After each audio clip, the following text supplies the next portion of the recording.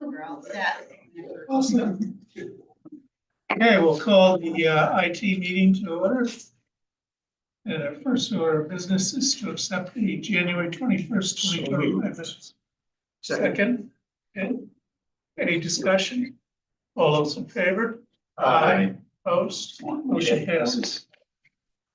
Information technology. So I think, Take it over. yeah, I think the projects report is the first thing that you all have. We have a lot of projects going on. We've got a bunch of new software to implement this year, so we've already started kicking some of those off. But I didn't know if anybody had any questions on the projects that are on there.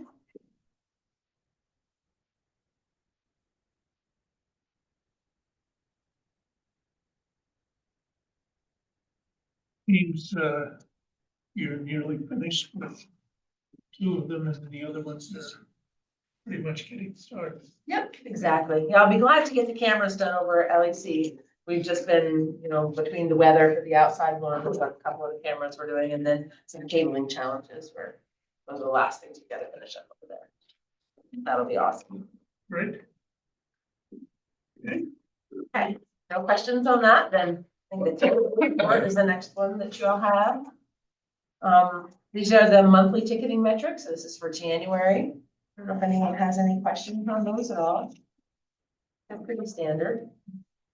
Sheriffs are up a little bit because we've just completed a replacement of all the computers in the sheriff's office. So that's done.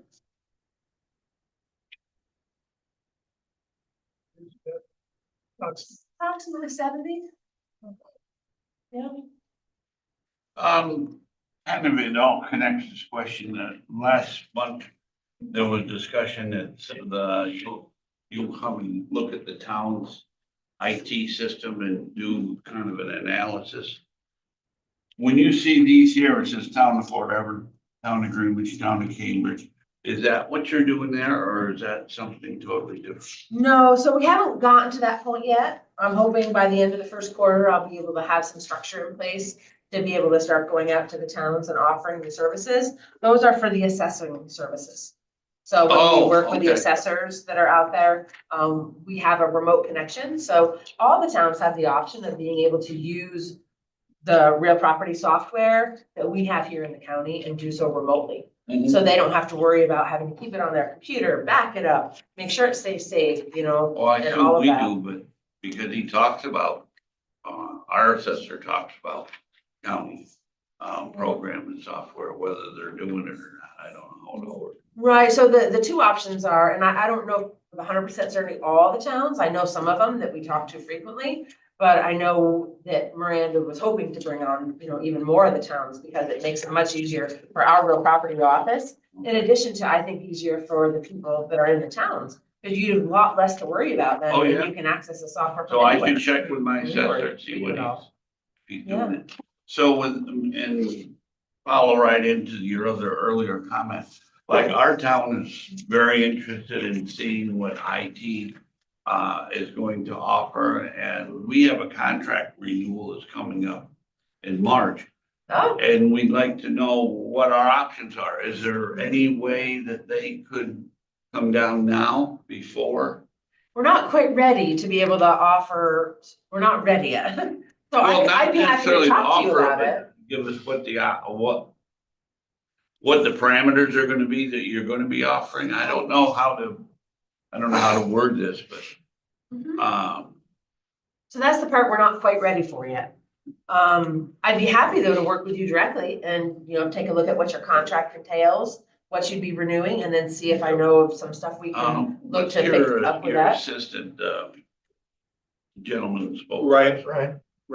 Ryan, he said I'd gladly come down and I was gonna have him come down this week, but if he's not supposed to because you're not ready, I won't. No, well, Ryan's cybersecurity, so he certainly could come down and talk to you about cyber. Yeah, Cyber well, security. they kind of He's- run together, don't they? Not completely. So he wouldn't do so when we talk about your on-premise infrastructure and being able to start offering the shared services for that, Yeah, it's as a group. So what we do is what we will do is take a look at your entire organization and say, okay, what do you have for PCs? What do you have for printers? What's your asset replacement cycle? What do you have for backups? What data do you have that you're storing on site? What are you doing for email? And then there's gonna be a working together to Mhm. get you up to standards. Because we can't support you, for example, like if you don't have 365 for your email and you're not using corporate-based email, that we can actually put proper retention policies and be able to manage, we won't be able to support that part of it. We won't be able to train you, we Right, won't be able to okay. fish you, so there's gonna Get be the things picture that we now, have I- to work together. And then we can take on the cybersecurity, help you guys with your assessments, be able to hook you up with some of the other like Department of Homeland Security and stuff to be able to get some of the great shared services. To be able to go forward with that and even provide your IT. I mean, that's my hope, was to get to the point where you say, my computer's broken, come fix it, and we can do that for you. Be able to get it. So into first, the I computers. wanna see Ryan about the cybersecurity. Yeah, that's a great place to Is he start. in today? He is, Okay, yeah, thank you. yeah, feel free to stop down after.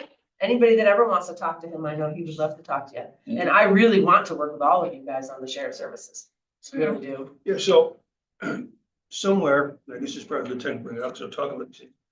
Somewhere, I thought I saw a requirement was gonna come out by New York State law. And every municipality had to have annual training. Okay. Have you seen that anywhere? Have you seen any notification of that? I haven't seen that, but it's normally a requirement to be able to have cybersecurity insurance or any of those type of things. And we can help with that. We Well, can it's like- definitely help with that. The thing that we can't do is fish you, like do the testing. So the training's great, but the testing is so important, I think. Anything that you do that trains, you should be able to test on it and then continue to train to help and continue to improve. But you'll have to have everybody will have to have a corporate email system to be able to do the training or the testing, I mean. So give me an example of corporate.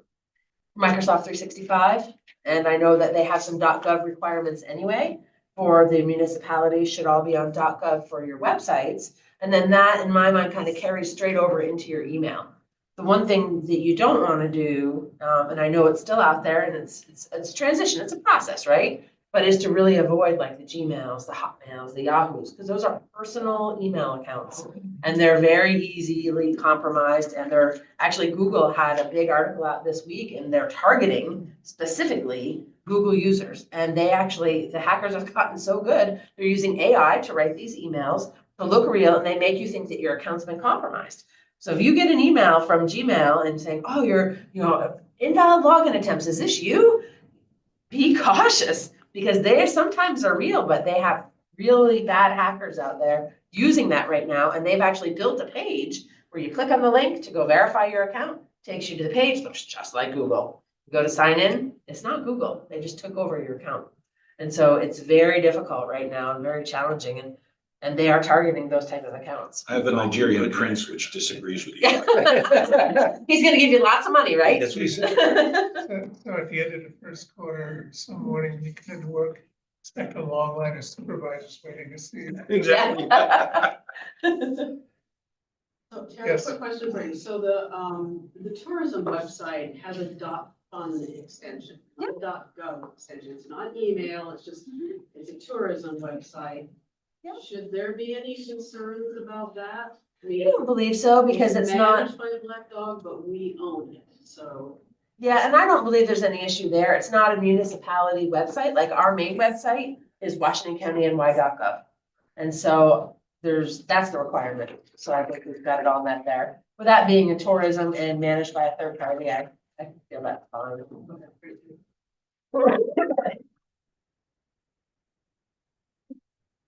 I don't know if that helped her. No, I did a lot. Okay, cybersecurity. Yep, cybersecurity report, you'll see the normal statistics. The one thing I did wanna just point out is that we are currently, as of right now, it started a week and a half ago, are in the middle of a penetration test being performed on the Washington County organizations by Department of Homeland Security. So it's still gonna go on for another couple weeks, but it starts external. We'll move internal, and they'll be on site next week, so it's, we're really excited. It's the first one we've ever done, and we're very excited to see the results and look at our own freckles, and see how we can continue to improve and be better, so. So they, Can you explain what's the test look for, what to do? Yeah, so what a penetration test is where you have ethical hackers, white hat ethical hackers, that try to compromise your environment. And if they compromise it, they're gonna report on it and they're gonna let you know what they did and how they exploited it and how they got through. They're not gonna be going as far as like trying to socially exploit us, so, we don't have that piece of it. But, it's just gonna be really It's like interesting. a red team attack. It is, yeah, That's- it that's is. very cool. And I think, again, going back to the same framework of training and testing, right? You got to test your environment. If you can train, you can spend all this money, put all these great controls in place. But if you don't ever test those things and make sure that they actually are working, then I don't know how good they really are. So we're really excited about having this opportunity and having it from the Department of Homeland Security, who offers it as a shared service and allows us to take a look at that. So does this include the public safety downstairs and the sheriff's office and Everything, everything? we have everything Public external. health, everything. And So- then, yeah, and then they're gonna be coming here and be on site and we're gonna give them an account internal and they're gonna see what they can do with it, so. It's really gonna, But they're not checking out our houses of straw out in the field. no, no. Will they, should they find vulnerabilities, will they suggest ways of, Yeah. dealing with them? Yep, and we're gonna have a report afterwards that we can share, so. Good. Yeah. Should we schedule an extra long meeting next time Well, for all these reports? we'll have to take a look at the report and see. It's gonna have sensitive data in it probably, so I don't know if it'll be something that we can You'll share. have your birthday in there, Jay. Real sensitive. Dan, if you see someone else sitting up there, you know it didn't go well. There you go. You know why I laugh? I've got my credit card bill. This has nothing to do with that, but this whole story. And there were 10 charges on there, all in 2 days. From, it says PP Amazon.com. So I buy stuff, from Amazon, not a lot, not like my wife. But I didn't know what PP asterisk was, and so I called the credit card, and every one of them was $10.18. Or the other one, no, $18.18 or $10.56. 10 of them. So I called them and they said that is all fraudulent, because at first I called Amazon and they had no record of it. Then, so I called the credit card company, the fraud department, and they said they'd take them off, but I went back 1 month and checked my credit card from last month, because I wouldn't dispute a $10.56 charge to PP *Amazon, because I do. And there were just 2 on there, 1 of each. They tested them on last month. And then this month I got hit with 10 of them. Now, how do they do that? Walmart's another big one. You'll see it'll be like Walmart. But Happened- I didn't happened to my know that daughter, PP actually. was PayPal. And I don't have PayPal. That's what, once I found that out, then I really started. And now, see, that's something I learned, so I can look at my credit card when I see something odd like that. I'm still learning. I'm so far outdated on this. I hate to even use a credit card. It's a scary world. Yeah. Yeah, Okay. It's a really scary Why world. don't we move on to other business? And I don't have anything else unless anybody else does. Yeah, Thank you, Izzo. All right. Thank you. Well, thank you all. we're adjourned. Get a hold of you. We definitely get need our email.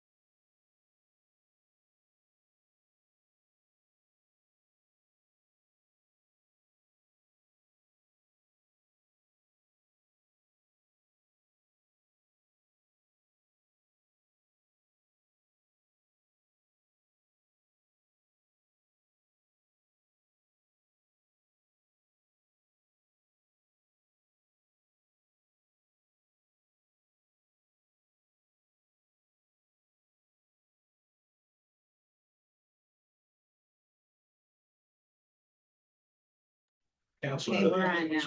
By May or something. Did you say we're ready then? Yes, we're ready on the recommendation. Oh, wow.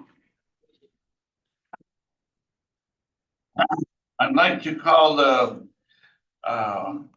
meeting of the Ag Planning and Tourism and Community Development to order. Do we have a quorum? We do. We have a lot of people on today. If anybody is going to speak, then we don't have your name or information, please let Debbie know so that she can record it properly. First order of business will be to accept the minutes So of moved. January 21st. Second. Motion made and seconded. Any discussion? All in favor, say aye. Aye. Opposed, carried. Let's start right out with LEAP. Quarterly update on workforce development activity. Hand these out real quickly. All great speakers speak slowly, and I don't speak. I try to slow myself down. Thank you very much.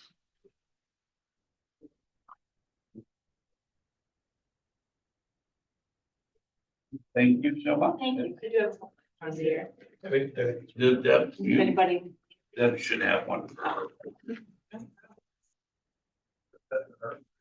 Do you want one, Dan? yeah, I'll have, Everyone else can get the first or something. I'll get more. I brought You- more than I thought I needed. I'm Did just you get not one? sure. On the way over there. Yeah, you should have one. Sam, anyone? I'm good. Sam, if you want one and I'm out, I can get you one later. Yeah. We're good. Okay. Sorry?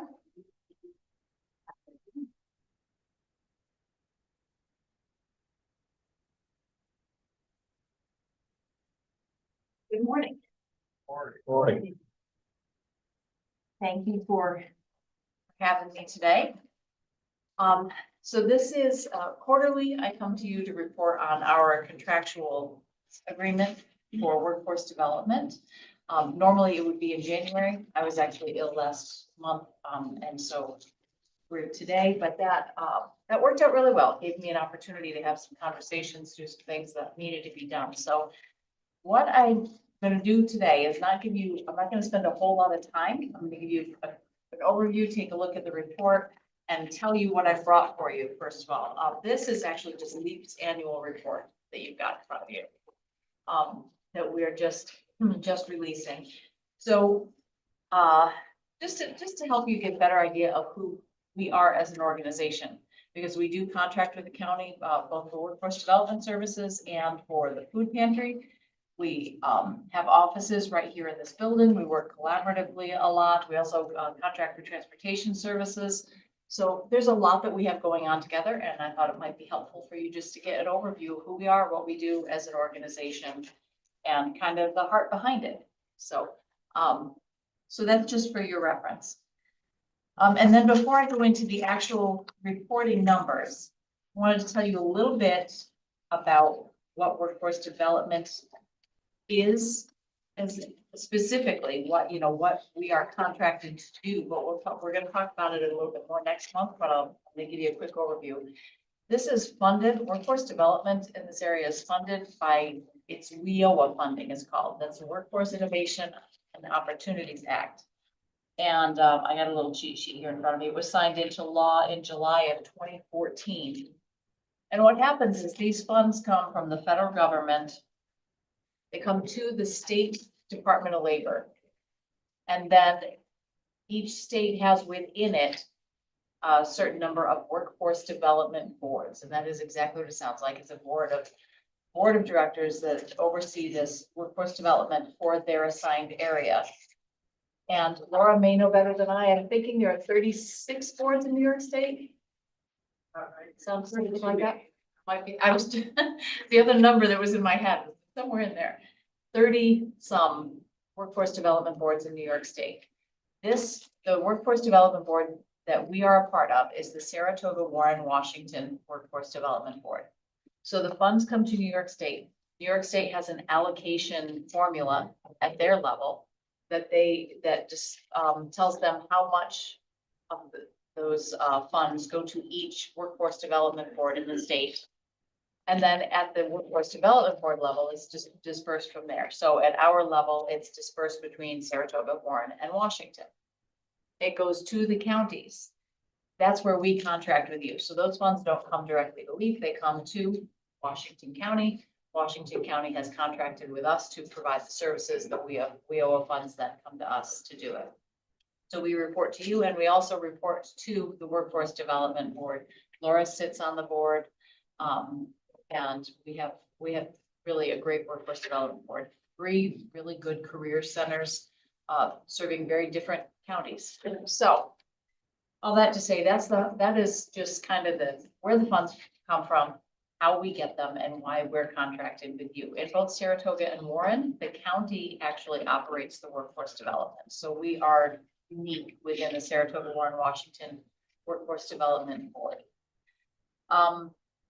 We are, and when I say we, myself and representatives from Washington County, Laura being one of them, Melissa Fitch, David O'Brien, we've been meeting together to kind of determine what our contract is coming due again. It would be up late this spring. And to try to determine how can we best serve Washington County through workforce development? What does Washington County specifically need? So we're coming up with a plan for that and working together on that. You're going to hear that more next month. So this was just a brief overview of what the WIOA funds are that support workforce development. And then the spreadsheet that you have in front of you is our actual services. We are reporting, as I said, I normally would have done this in January. So we're reporting right now on October, November, December. It is the second quarter for WIOA funds. The WIOA, our funding year for WIOA runs 1st of July through the end of June. So this is WIOA second quarter, 4th quarter calendar year. And we've got this broken out into some more, with a little bit more information than I've brought you specifically in the past. And it's in two different things. We have adult and dislocated worker programs. And then we have youth programs. What you can see there, and I've highlighted the 3 months that we're reporting on. You can see the total number of people served in each of these categories. So we have intensive services at the top there on the adult and dislocated. It's just like a couple down. There's basic services and intensive services. Basic are exactly what it sounds like, very basic. People will come in the door, they get just very basic services. They might want to use the computers to do a job search, the phones, the fax. They might need just simple things like that don't take a lot of time or specific. They're not looking for specific one-on-one help. That's what the intensive services are. If people really need help with developing a resume or job search, if they don't even know how to use the computers, if they need help with getting onto Department of Labor for some reason, all of those, or even kind of beyond a job search, figuring out what is it they really want to do? What are they equipped for? That kind of thing. That's what the intensive services are. So then they schedule with one of our employment counselors. So for those 3 months, we had, I didn't add the 3 months up, I'm sorry, 84 and 68 and 100. Yeah, we had that. I should be able to add faster than that. I'm sorry. Well, I think it's 152 anyway. Adults and dislocated workers that came in for intensive services. And then we have the requests for WIOA funding and dislocated worker funding as well. So those are the people that came in and asked for something that required support from that funding.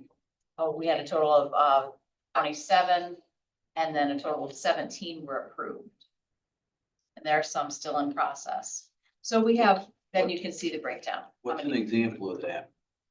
What those services would be? What the funding would be for? Is it for Like in the CDL, the training course or Yep. something like that. Yeah, so if you hop down a little bit, you can see employment training. That's non-workshop. These are actual like certifications, trainings, that sort of thing that WIOA funds will pay for to get people, help them be equipped to do the job that they've chosen, to follow the career path that they've chosen. In addition to just paying for the training itself, we will also use, there are support services that we can offer. So we might pay for transportation to a training, we have to, the WIOA funds will do that. If it's needed, might say when we have to. There may be equipment that people need, nursing shoes, we pay for nursing shoes. We may pay for testing fees at the end of whatever certification it is. Just different things like that, all of those extra expenditures that come up that can be a barrier to somebody getting what they need for the career that they're pursuing. Okay, one step further, like down here, it says commercial driver's license. Yes. A, and then there. Mhm. If there's always a need for Class A drivers and most of the towns are always looking for that and along with the county highway department. If somebody came to any supervisor and said, geez, I'd like to get my driver's license CDL so I can go to work for the town or the county, you will help them with that? Yeah, they can come apply. And how for much that. will they apply for it? Yes, well, there is an application process, but it's not like our other services, our emergency services that are tied through CSBG funding are income based. It's not like that. So it's just a matter of we still only have so many funds. So we do have to make sure people are actually ready to, they can commit to the program, that kind of thing. Oh, okay. That's all. And then they walk out, let's say with that license, they are not in debt to anybody, No. is what you're saying? Yeah. Okay. Not in debt to anybody. It's covered. Yes. So, these numbers that you have on the spreadsheet, are they reflective, or have you seen an increase since Great Meadow Falls in this quarter? In particularly in like job training. Yeah, We haven't seen necessarily a significant increase in that since Great Meadow closed. We have trained a couple of, we did have, I'm sorry, I did not come with those numbers today, but I do have them and I'd be happy to email some, but we did have some, one or two folks that did like an actual career change and we helped with training. And then we did some, helped with some job searches, that sort of thing. But we haven't seen necessarily an uptick in training specifically correlating to the closure. Great Meadow. I would imagine this quarter and the current quarter would be most reflective on the closure. Yeah, we're actually working on getting some other numbers right now from, I'm told from those in the suite that we are starting to see some people who did take what the state offered and don't want it, and they're looking for other options now. So I'm trying to get those numbers. It's a So little, we're still in the impact stage. yeah, yeah, we're still seeing some impact for sure. Shelley? Yes, Why would what would be an example of why they would be denied? I will have to get back to, if you don't mind, I'll get back to you on that because I'd have to be sure that I've got that right. But it's, like I said, it's not income based. So I think it's really just a matter of whether or not we have the funding and at that point, we try to fund as many people as we can, as many as come through. So, but I'll get an example of that for you. Thank you. Are you referring to where it says denied up there and then December 2 or denied? So is that it? Yes. Yeah, Okay. I'll find out what those were. And Total usually is there's three, that yeah. criteria that has to be followed by. Yeah. So I'm just trying to, Yeah, that's it. maybe that's an area that needs to be improved on, maybe we don't have the services, because they're asking for something, but we can't provide it. So they have to wait. It could be a lot of it. It could be, and that's why I don't dare guess. Right, so I'll get an answer for you on that. The other question I have to go along with that, it says ongoing training, I think it's 240. And looks like about half, maybe a little less than half, are back from July and they're still ongoing. Some of these trainings take a while, like the child development certification program, that can take quite a while. That can take, Really? yeah. That's a long program. So some of them are more than just, and even the CDL, depending on where they go. So BOCES, of course, is closer for a CDL, but they go, participants go once a week for a certain number of hours. And what I understand from that is, first of all, they're there once a week, but then they have a week break in between those classes. So they're actually not retaining all the information, and it's just motor muscle memory as well, they're not necessarily retaining that as well. So the people that we have that are going to BOCES are actually needing more practice time before they can pass their exam than those that we send to the other program. I don't remember the name of it, but it's down south a little bit, but that one's an intensive, like week-long program. So that one's over in a week, but it's very intensive. It's done, they get their test. BOCES is extended. It's just the program difference. Any more questions? Jay? So as far as the training goes, we get down through like the CDL, the 7 and the 2 and stuff. They've completed their training, is that or is that the number of people that are just in it? Like, That's how many were in okay. those months, yep. So, okay. So we've got 240 ongoing training and we've got, of course, there's a lot of different things, but we got a total of 33 people on all the things you listed. I just was wondering where the other 207 people were in. So. That's a good question. And I'm sorry, I've never gotten, this is the first time that I've been given this data in this format. So I did ask some questions to make sure that I understood, but I might be wrong. Maybe that's the number that completed those months, and I'll check on that. That would make some sense because you're on a It would. 6-month time frame, and probably over a year, those numbers might reflect higher. But- Yeah, that would make sense. So below that, we have the job application readiness. And that is, these are workshops that we do. Some of them are virtual, most of them are virtual, but and we do them in collaboration with the other counties. So different trainers, like our employment counselors teach some of the trainings, some of the other employment counselors from the other counties teach some of the other trainings. People can participate from anywhere. So we have a lot of those opportunities. And you'll see metrics orientation and metrics user workshop orientation. We have 2 of those. We don't have any new participants right now, but metrics is an online system that anyone that comes to our career center, and actually because we have a license for it, even our own staff can use it. It just has a lot of training. Like if someone wanted to try bookkeeping kind of skills to see if they would be good at it, they could take several trainings on the metrics system. It's just a self-guided training kind of thing and see how it works out for them. It's not a certification, but it's really good training. Our youth programs are a little bit different than the adult and dislocated worker. So we serve youth, we serve 3 primary batches of youth. We have those that come in for a GED for that training and to get their GED. And then we have the summer youth employment program that only runs from through July and August. Sometimes we do end up with kids that end up with the year-round placement. And then we have the work experience, those that are actually placed in jobs other than just the summer youth employment.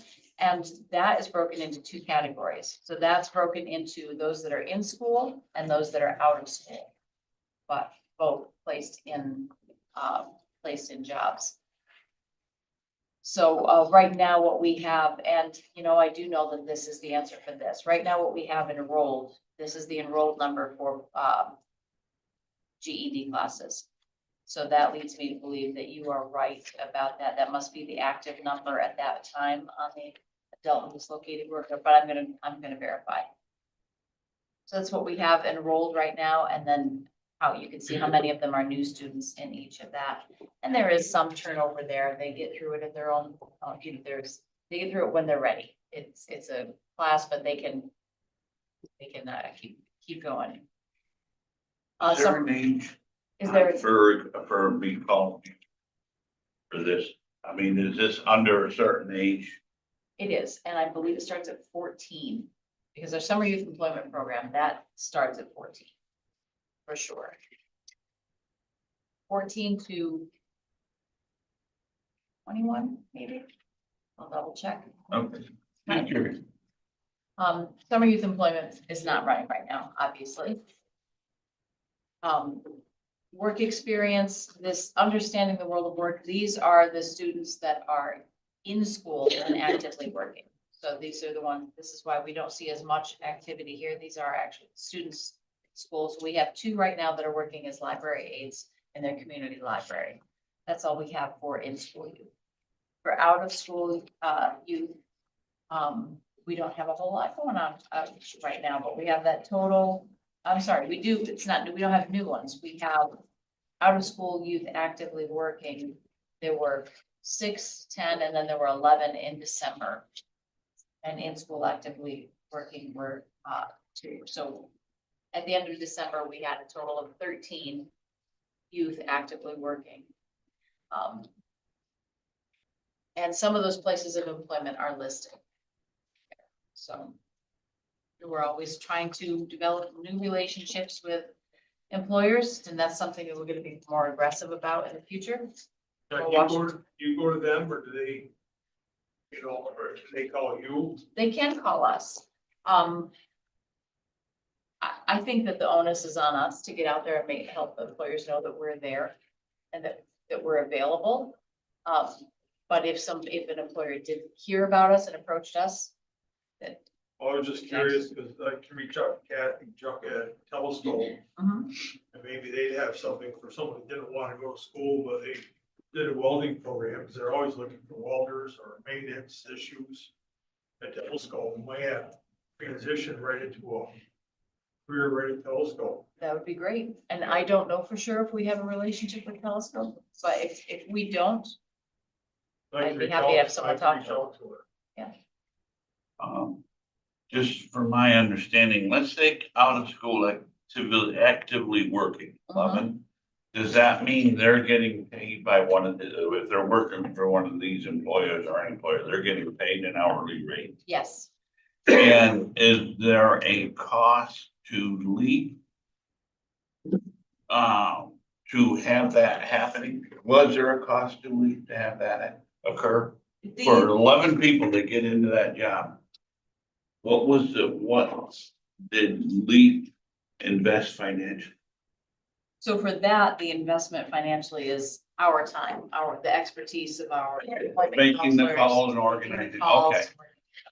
For summer youth employment, and that is different, and it's actually a different funding category, but those students are paid by LEAP for that time. So the employer pays nothing for the 8 weeks that the students are there during the summer.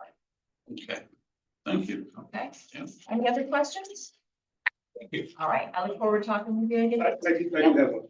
In the handout that you gave out, 22-24 report, over on what I believe is page 5, it's a celebrate growth and things to change. That the, it's like this. Okay. Yeah, Okay, so my question is, those arrows, does that mean that's an increase in the number of those areas, or is that? There's a green arrow at the left of that security. right. What does that signify? Is that an increase over last year, or? No, I think it's just a design element. So going along that theme, I see 184 guardians attended parenting workshops, 131 fathers attended parenting workshops. Did the mothers not attend, or what's the number of the mothers that attended the workshops? I don't know why that wouldn't be listed here. I think Right, that's as that's- important, that's as important as anything else. Yeah, that would. As the mothers are trained as well. This is, the fathers attending parenting workshops is something that we track within Head Start because there is a very, both actually within Head Start and Community Action, there is a very strong movement right now to help fathers get engaged. So there's a fatherhood program. It's not a specific program that we do, but it's also something that is tracked. So we do track fathers, but I'd be happy to find out. I'm just curious about it, because I know there are many fathers out there that have responsibility of the child. So then the mother needs to leave somehow. Right, So I don't know. yeah. Yeah, that's a good question.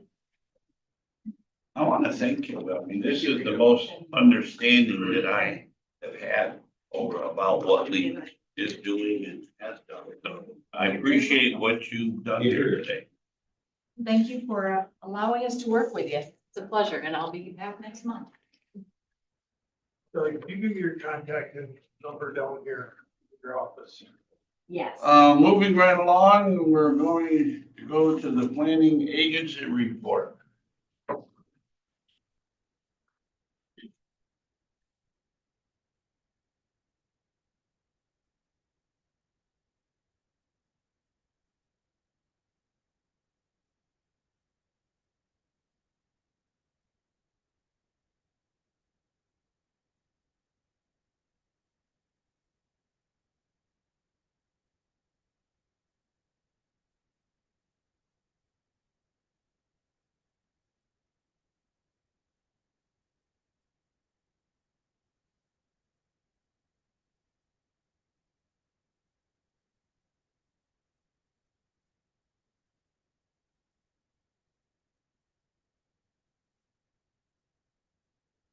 Everybody. So, what I've handed you on the first page is a summary of, General Municipal Law 239, which requires the county to review certain actions that are under the purview of your local planning boards.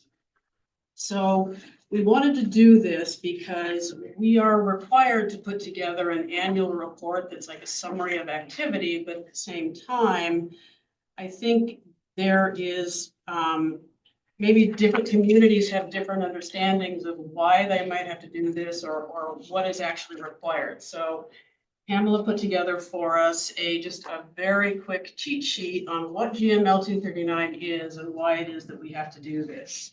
So again, it's a state law.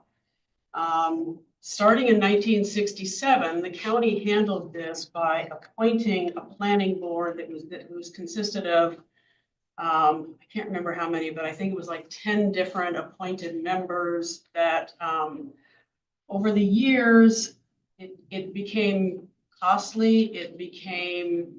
We were having issues with expediency in terms of how quick things got reviewed, what comments were made on projects, et cetera. So several years ago, the county changed that.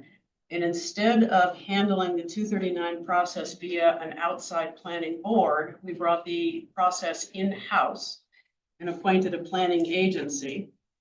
So by doing that, what happens is my office receives referrals that come through the local municipal planning boards.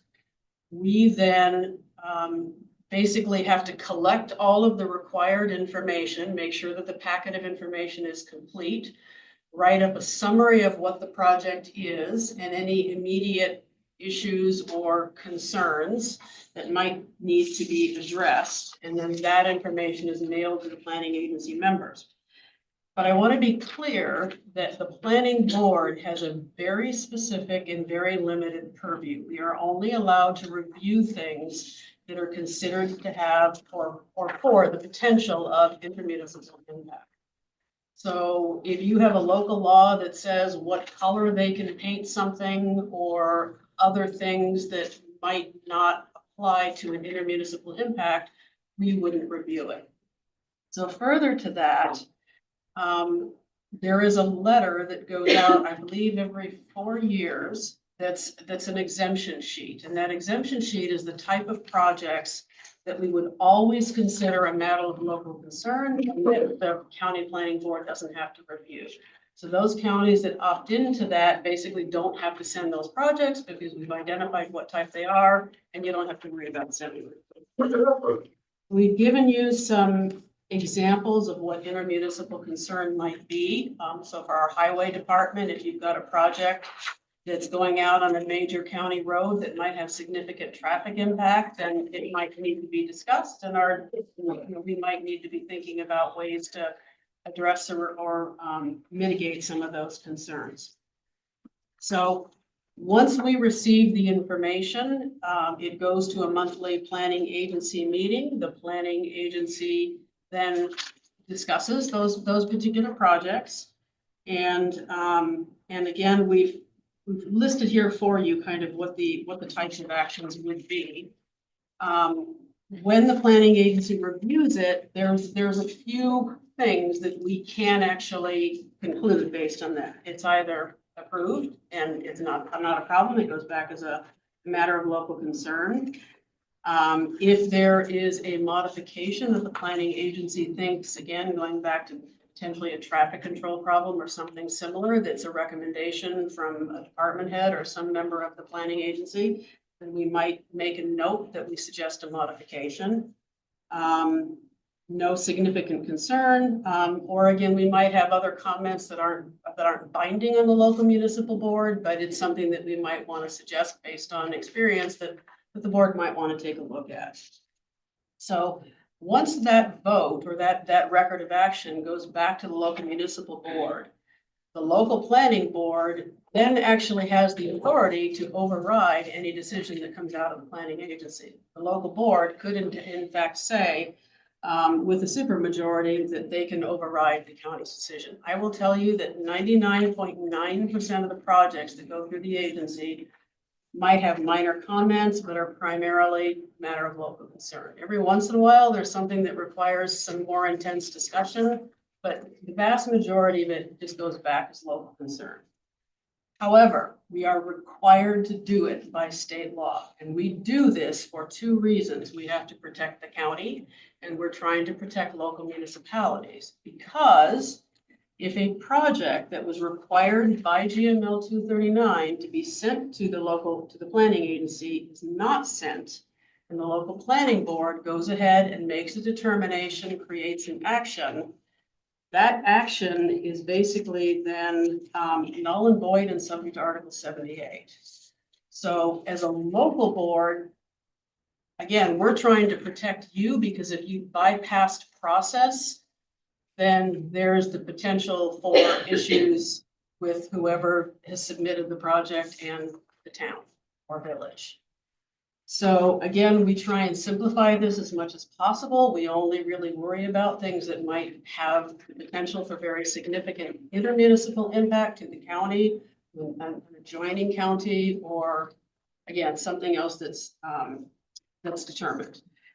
So again, we gave you a little bit of information about what the timing is on all of this. So this is just an overall description of why we have, how we address GML 239. And I must admit that I'm chairman of this, and I was very ignorant of it as far as what the responsibility. So I've been down to Laura and asking a lot of questions, and I appreciate you doing this. But I have a couple questions of this. When you get down to the recommendation options, the only thing that's binding is disapproval. According to that, it's because after each of the other three, Modification and disapproval. binding recommendation, modification and disapproval, okay. So we had before our planning agency last couple of meetings, and I think you were aware of it. We had to review from the planning board and the town board, wasn't it moratoriums? Didn't we Which would be do review of a local law. local law for moratorium? Now, why would a county planning agency have to weigh in on a moratorium? Because that's, first of all, that's just like a pause button, number one. And I don't see how we are at the county level are qualified to know at the town level in different towns, whether they feel there's a need for a moratorium. And I don't know if all towns do more. Did you do a moratorium and have to send it to the county for approval before you could pass that local law? I don't know if the planning board sent them or not when they came. Yeah, see, and so Right. I don't even know if the town planning board, now our town planning board didn't know you had to do it, but our town attorney did. So we did it, and I thought that was odd when we did it, and I still think it's odd that we have to approve local law for a moratorium. And I almost think if that's possible, that should be exempted. Is that something the county can exempt as one of the issues? So Dan can probably better answer this, but I will say, first think thing so. is, if it is not on the exemption list, as a community, you're safer sending it to us, because then you are not in violation of GML 239. In terms of what we have to review the local law for, again, it is no different than any other, is there the potential for local, or for intermunicipal impact with this? Well, and I tell you what made me think about it was town of Fort Edward, or village of Fort Edward. And we had more questions than you could get answers for, and we drug it out for a second meeting over that. And so moratoriums to me is something I don't know if the county should be in, but if we have to do it, I guess we have to do it, but.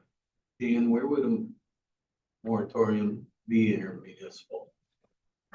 Well, in particular case being discussed, one of the potentials was whether it was going to impact the sewer district.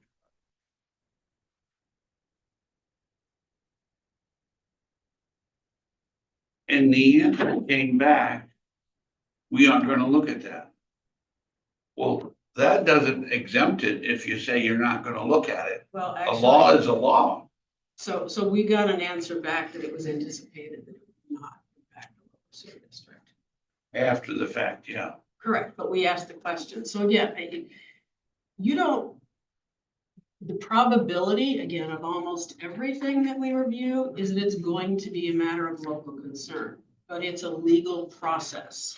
And if we don't follow that legal process, it puts your local towns at risk. So it's obviously your decision. I mean, you've got a qualitative decision to make. A local planning board gets a project in. Whoever receipts those projects has to make a determination. Do we just handle it at a local planning board meeting, or does it go on to the planning agency? So I would then refer to that list of exemptions, and if it's not on the exemption list, send it.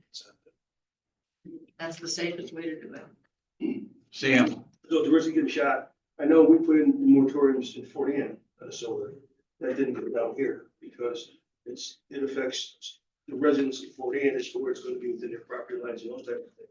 Our planning board didn't have a say in that because they're not there to make that decision. Your decision is to take the project and look at it and say either it's a yay or nay, what changes they need to make to it.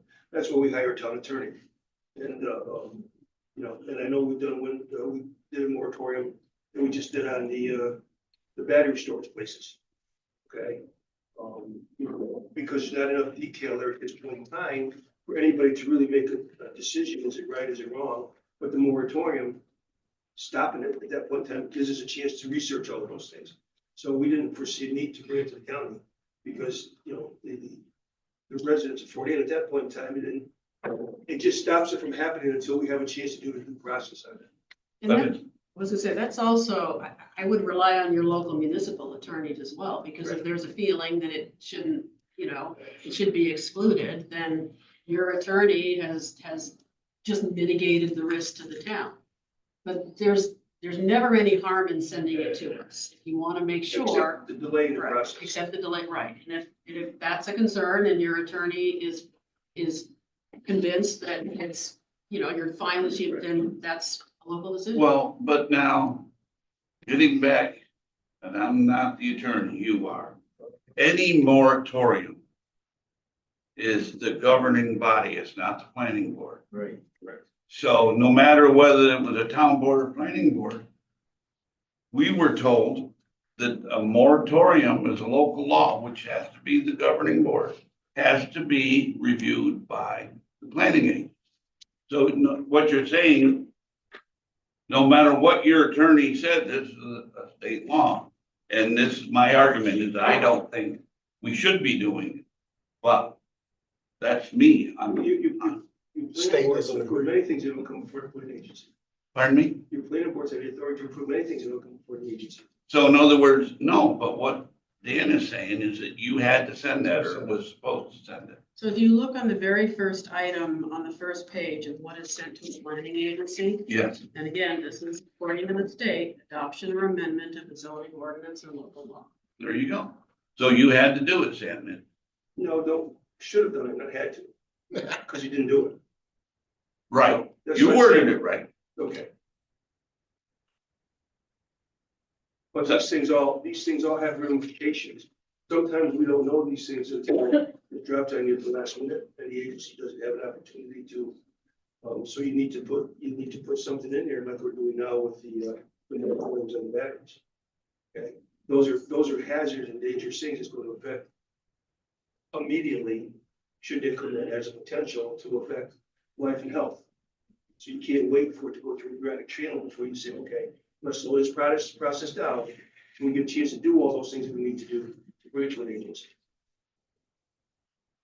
Because you could be letting the horse out by the time the contracts can be signed and everything. I'm not disagreeing. Laura, now I think you made a comment every 4 years, you send something like this to each town's planning board to. So we Education. have for the past year, Pamela has been doing a wonderful job contacting every municipality out there and offering to do a presentation to your local planning boards and or town boards and say, this is who we are, this is what we can do, this is how we can help you. To date, there are still several towns and villages that haven't responded, but we want to be out there and we want to be helping you. So we can certainly make, we've also got a summary of activities that's on the planning website. Pamela has a lot of information that we can, at the very least, if you don't want a presentation at the local planning board, we can ship you documentation and summary information if that's preferred. But we want to protect the county and we want to protect you. Right. So I totally agree with you, but. And I'm gonna use myself as an example, which might not be a good example, but. I've been town supervisor 16 years, and until I became chairman of this committee, I was not aware of this. And I'm not saying anybody hasn't done their job, but I don't think I'm the dullest knife, but by God, I need definitely, somebody needs to lean on me and get me up to speed, and I'm leaving at the end of the year. So there's somebody new coming in and somehow or other, we've got to come up with a way to educate supervisors. Whether they're new supervisors or old supervisors like me. Because I was not aware of any of this. And I think it's good that I'm pushing this issue, because I think there are other supervisors that aren't aware of it.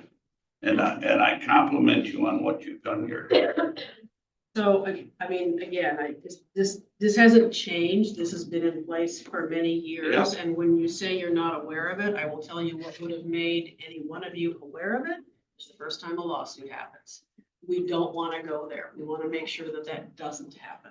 That's why we need to do this so that we don't do it that way. I agree with you, Laura. Thank you, Jay. And when I sat on the committee, most everything was local discretion. You just passed that through, but there were a few on main roads that we had to look at. And unfortunately, even when the county planning committee has concerns, it gets overrode sometimes. And I was thinking of when the Cumberland Farms went in Greenwich, both myself knowing the area and Deb Donahue knowing traffic flow said, you can't have those exits and entrance where they are. They're gonna be a problem. State DOT says, nope, there's no problem. Mr. Nolan, how many accidents and crack ups are there weekly right there? A lot. You always see pieces of cars on the edge of the road, but But state DOT said it was good to go, so. Well, we wanna sort of point out, we might wanna be thinking about these things, and that's why they're called comments, they're not binding. Sue, Um, And the battery farm operation located in an ag district. Has that ever come through before? Yes, we get several referrals simply because they are bordering an ag district. So again, one of the things that you're looking at is the proposed project going to interfere with the agricultural operations of an adjoining property that is within an ag district? So it's not a farm within them. They wouldn't have to come through to review their site plan. An existing. It keeps going. Well, we don't do site plan review. I mean subdivision review, sorry. No, sorry. Site plan. You said plan. You don't do subdivision. Yeah, we do subdivisions, not site plans. So you could have project go in that is on the border of an ag district, but the adjoining property isn't necessarily in an agricultural enterprise, but it happens to be within an ag district. And in other cases, you could have a project that does have an ag operation in an ag district adjacent to a proposed project. So they would automatically get referred to us, or they should be. and for, I don't know if everybody's aware, there is only 3 members to the planning agency. The chairman of this committee, the senior planner or certified planner from, Like Lake every regional George. Planning board, yep. planning, from the planning board there, and our Director of Public Safety. deputy, is that what you call him? Deputy Director of Public Safety, Tim Hardy. It's just the 3 of them. But those are the voting members of the planning agency. But when projects come through as they're reviewed for completeness, if we think that any department might have a concern about the project, so for example, most things go to the highway director. Sometimes we will send things to other departments that says, hey, are there any concerns here? Do you have any comments? So that's all reviewed and we ask for input prior to the reports going out to the planning agency. And this is all handled by Pam and Laura, that. Well, 90%. Well, that's why I put her name first. I knew it was Pam, but you're the one doing the talking today, so I wanted to Okay. mention you too. So with that being said, is there any questions on this that need to be answered by anyone? I mean, it was quite educational for me. Me too. And I call the 2 voting members my agents. I feel like the CIA director. These are my agents. I just don't like the authority that we have over our town. I have an issue with that. I feel like we got claws out there and I wanted to clarify that everybody knows what's going on. And Laura, thank you for clearing that up. So with that clearing up, the second page, again, as is required, is just a report to this committee on which towns and villages have availed themselves of our services, what projects are being sent to us from local communities. So again, this tells you where the vast majority of projects are coming from, which would be the Fort Edward, Granville, and Fort Anne. Again, which villages, which town, the kind of projects, whether it's a solar project or a site plan or whatever it might be. So we've given you information about that. And again, on the back page of this is a summary of the services that we are providing to that required planning agency function, which is pretty much just a summary of what we all just talked about. Were there any questions on that? Well, thank you, Laura, on that. That all you have? Beth, are you here to report on do we say LCLGRPB or do you want it Lake George? Or Lake Champlain, Lake George, how do you want it? All right, thank you for having me today. I just wanted to give you a quick overview of what the Regional Planning Board was up to in 2024. Go ahead, Tim.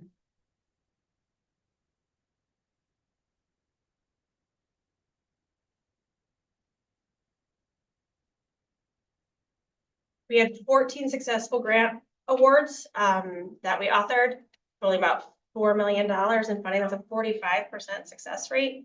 The national average for grant success rate is about 20%. So just to put that into perspective. For every dollar contributed by the 5 counties, we secured $92 in grant funds for our region.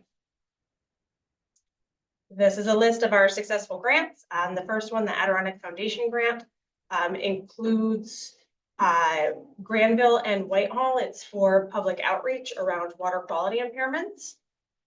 We also secured $350,000 for the village of Granville for a water project. The $250,000 MBRC catalyst was for cell planning, which I'll talk more about in a little bit.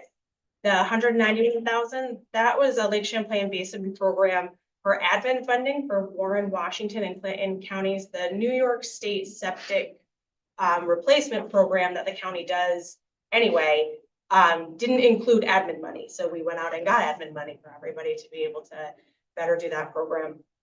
The other $91,000 Lake Champlain Basin program grant, that is for a watershed plan in the Wood Creek area of Washington County. So Hartford and some areas surrounding there.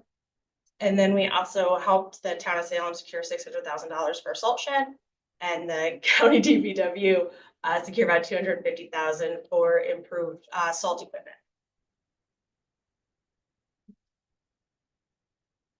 So we're working in 57 communities in all 5 of our counties.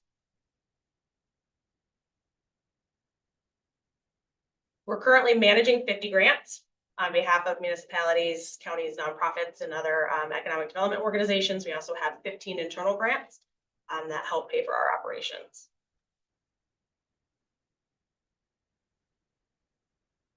We were all over the place this year. I presented at the Adirondack Park Agency. We went down to Albany with a group as part of the Adirondack Economic Agenda. So we met with Assemblyman Jones, Assemblyman Simpson, the Lieutenant Governor to speak about housing. We represented the Adirondacks at Adirondack Day. We were in charge of the housing booth, and the picture in the right-hand corner is the federal co-chair of the Northern Border Regional Commission and the Deputy Secretary for Local Government from New York State Department of State at a daycare opening that MBRC helped fund, and we helped administer the grant.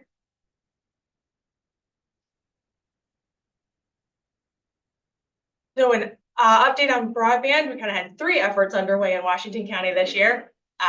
First, we had funding from Empire State Development to do the New York State Provider Challenge and to provide information on draft grant areas. We also have a $440,000 grant from MBRC to do a deployment plan.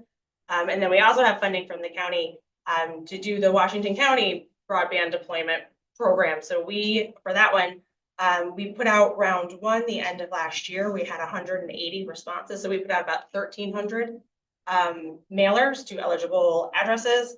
We had 180 respond positively. We had a handful that said they weren't interested. And so we're working through getting the paperwork from those homeowners and getting them reimbursed from the county. They'll be reimbursed up to $1,000 for equipment and installation. I also have some packets for everybody for each town. We can mail people, but if there are people eligible addresses on the list and you know them and you could reach out to them for us to get them in for round 1 before we move to round 2, I appreciate it. So for those of you who are here, I'll give them to you and then we'll stick them in the mailboxes for everybody else. So the New York State Challenge, we submitted 606 provider challenges. 543 were accepted, 63 were rejected. So what the challenge says is the provider said, we provide fiber to this address, and we said, prove it. 543 were accepted by the state as there was not proof that there was fiber provided to that. 63 were rejected, and the only reason is because from the time the maps we were using were made to the time we did the challenge, which was about a 7-8 month lag period, they actually had deployed fiber to those addresses, but in the June 2023 maps, they hadn't. So that was the reason for those rejected addresses. So they had it, ended up actually having. Yep, I mean, they're still, so the challenges in the mapping, it's challenging because the providers are still deploying fiber, right? They haven't stopped. They're not waiting for us to catch up on the maps. They're still doing their thing. And so we're kind of like 6 months in mapping behind. Just because that's the way it's working. So yeah, that's been a little challenging.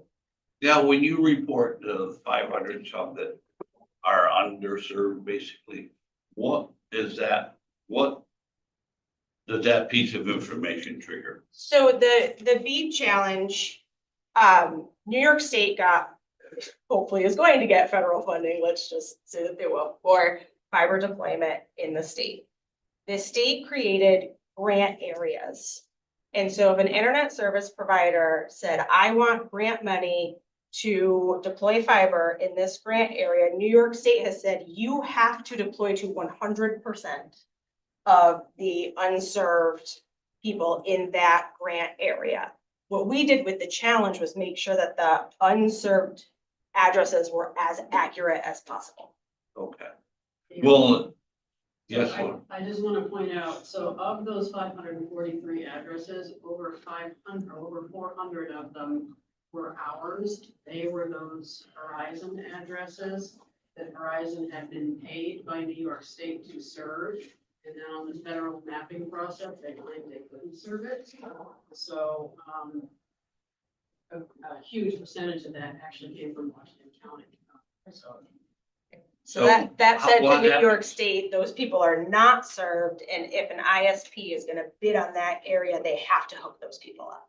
Because New York State knows they are not hooked up regardless of any information that was provided about them being hooked up. Hasn't it been mentioned maybe by you, Laura, and or somebody, that they aren't bidding on some of them because it's too expensive and they don't want it? Well, so that's, Deb, can you go to the next slide for me, please? Okay, sorry. No, you're okay. So the grant areas is how New York State said, we're going to deploy this grant money. So internet service provider, if you want grant money, you have to cover all of the unserved locations in those grant areas. So originally, I think Washington County was 2, right? The state put out a map. They had Washington County in 2 grant areas. We said, that's ridiculous. There's no way anyone's ever gonna bid on that. We used our consultants to do mapping and break it into these 4 grant areas. It's now up to the internet service providers to decide whether they're going to bid on those areas or not. I have asked, so that first round was due the 7th, I think, February 7th. I asked Empire State Development, the Connect All office, if they would give us information on the grant areas that were not bid on. I said, I don't care what provider did, I don't care how much it was. All I want to know is the areas that were not bid on so that we can start planning for Plan B, right? Their response was, we'll do what we can within our legal confines. I don't know what that's going to amount to. I don't want to sit here for 6 months and then find out an area wasn't done. Do you know what I mean? So I'm just trying to get as much information out of the state as we can, obviously within their legal confines. So yeah, I mean, really right now, what we did was make sure that the maps were as accurate as possible, and it's up to the internet service providers to decide whether they want this grant money in this area or not. So you won't know for a while or you won't ever know? We won't know for a while. Hopefully we'll know sooner than a while. Yeah, we're playing the long game on this one. Connect All has said that they will post a list of the submissions that were proposed in the spring, whatever that means. When the Rockets come home? Beth, you may have already touched on this, and apologize as I'm taking the phone call. So in individual towns, is there some kind of a chart graph that tells us that our town was not being serviced? I would get a hold of that. I can send it to you. Appreciate that, thank you. Sure. See, like in our town, for example, the reason I'm digging into this is that each end of a road is serviced by one provider. But that road isn't served at all. The other two roads that this connects to, see, are served by a provider, and so nobody else is gonna bid on that road because they have nothing to connect to, because the other providers have their other roads tied up.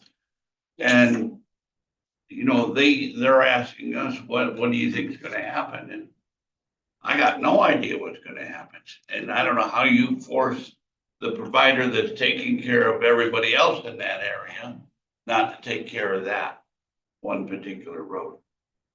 Yeah, I mean, we can't force the providers to do anything. We can incentive, you know, the state is incentivizing them to the Right, extent yeah. that the state can incentivize them, but to be totally honest, you can give them 100% of the capital cost to build the infrastructure. If they're gonna start losing money on O&M in the first 5 to 10 years, they're not gonna do it. They're just not going to. Right. So I think that was really the impetus for the deployment program that we're helping manage for the county, was to get people Starlink, Hudson Valley Wireless, whatever, some kind of fixed wireless service or satellite service, so that they have something, which is better than nothing. Knowing that we're probably not gonna get fiber to all of the BSLs, the broadband serviceable locations within the county. Thank you. Sure. So this is just, this came out of our deployment plan. So in Washington County, total broadband serviceable location area is 27,645. Unserved, it's about 1,500, underserved 291. But the big point that I use this chart to make is I put on the bottom the state. So statewide, 2.5% of the BSLs are unserved. That's lower than every percentage in every county that we have. And our average is 6.6 of unserved. It just is in the North Country.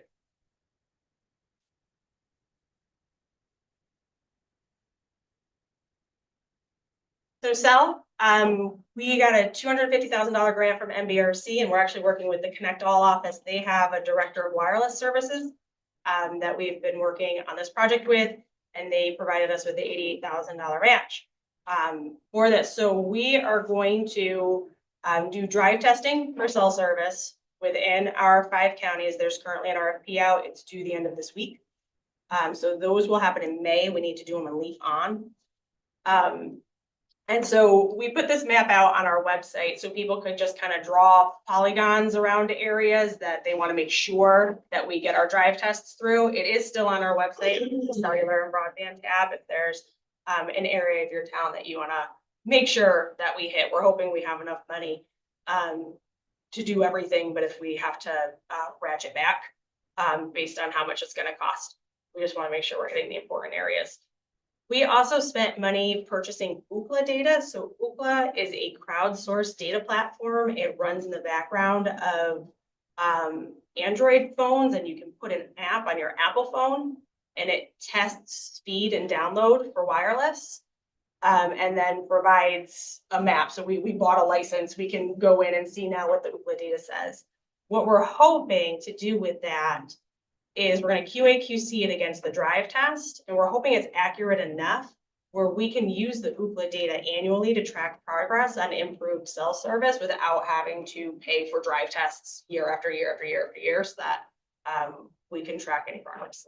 Also part of this grant is to identify areas where additional macro towers will provide the most service and complete pre-permitting on those within the Adirondack, the pre-permitting in the Adirondack Park, because it's a little bit more difficult. We're also working in the small cell cellular technology space. So small cells are usually used in urbanized areas. They're put on buildings, and they're just meant to boost cell data in an urbanized area. But they're being used out west and piloted on roads. So that you kind of bump from cell to cell to cell to cell as you're driving down the road, so you have continuous cell service. And so we're going to look for some areas where we can pilot that.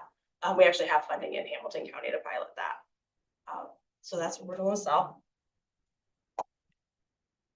Housing, we have a bunch of stuff going on with housing. We've got some projects under pre-development. The big thing is we have our workforce housing revolving loan fund up off the ground. So loans up to $150,000 at 4% to rehabilitate and renovate vacant rental units. So long-term rental units that are currently vacant.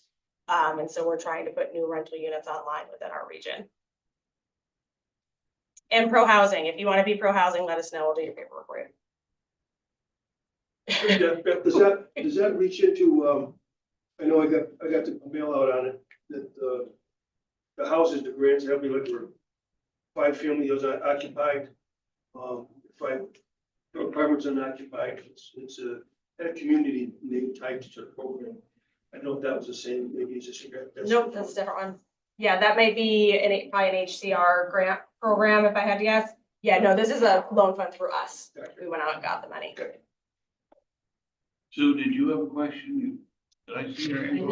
I just wanted to say, Pro Housing Initiative, I'm so thankful for Victor Schleicher's help with that, because it was a lot of moving parts to it. Yeah. Unfortunately, everyone there knows what they're doing, so thank you very much. Yeah, you're very welcome. Thank you, Sarah. We also have, it's actually the Congresswoman and her staff worked to get up to $5 million. We have a $5 million appropriation that went through the whole process last year. Sitting at the federal government, whether there will be an appropriation bill or not, that gives that funding. We don't know. I'll be super bummed if there's not, but it would be great if there was. And so that's for us to work on housing in all 5 of our counties, pre-development, construction, technical assistance to municipalities and developers. And yeah, so I'm really hoping that something happens. Transportation, so we're wrapping up our Adirondack Gateway Safety Action Plan. We have 2 plans. One is Warren, Washington, because that's the MPO area, and then we're also doing a Hamilton Essex Flint plan. So within the plan, we did some crash heat map data analysis of crash prone areas. You can see the big area around Glens Falls. We also did a hotspot analysis. So for just suggestions for crash reduction in priority road segments and intersections, that's the middle map. And then there's a systemic analysis, so potential future crashes. And so this is a federal program. Again, we're not sure where the implementation funding for this is going to end up, but we're wrapping up the plan and we'll be ready if there is. You take suggestions for locations. Uh-huh. We do have a couple, I would consider pretty warm spots in town. Okay.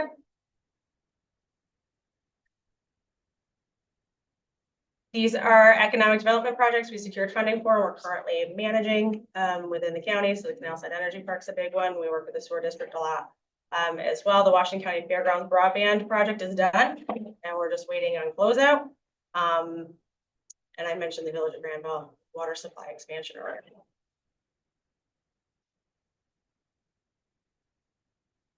And these are just our other county projects. We've got comp plans starting in Salem and Argyle. We wrapped up the Cambridge Complete Streets. We wrapped up also the Village of Granville Main Street Technical Assistance. I mentioned the Wood Creek plan and the funding that we secured. We've got a lot of grants that we're helping the DPW manage, especially for winter road maintenance. And I mentioned the septic sewer earlier.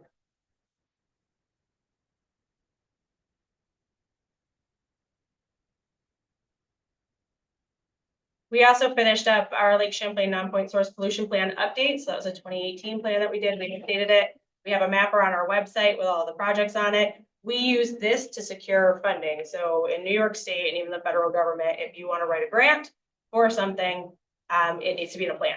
So this is a plan, and if you want to go on and look and see what's in your town, if you're in the Champlain watershed.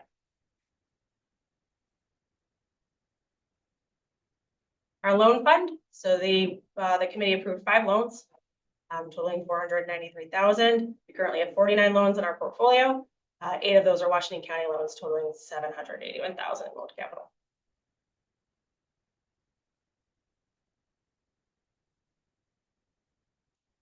And lastly, our small business technical assistance program. We've helped 18 businesses through this program, 2 in Washington County. So there's been a lot of work done on business plans, financials, a lot of website and online sales platform building. one business transition, and we helped one with a state grant application for equipment. I think that's it. Yep. Good. Thank you. Any questions? Anyone have questions for Beth? I just have a comment. I think this is a very good briefing. I think it gives all of us a better feel about how much tentacles you got out to reach into different areas, doing all the multiple things that you guys do so well. And give us some relief at the local level. You know, and not only financial, and having to reach out to you, but to help us get this project started and finished. So thank you. You're busy. We've got a couple things going on. Sounds like. Don't forget your broadband bank. I will chase you down the hall. I appreciate the update you've given us. Thanks, everyone. We're down to other business. Do we have any other business? Deb, do you know of anything? Anyone here have any business they want to bring before the committee? Sure. Adjourn.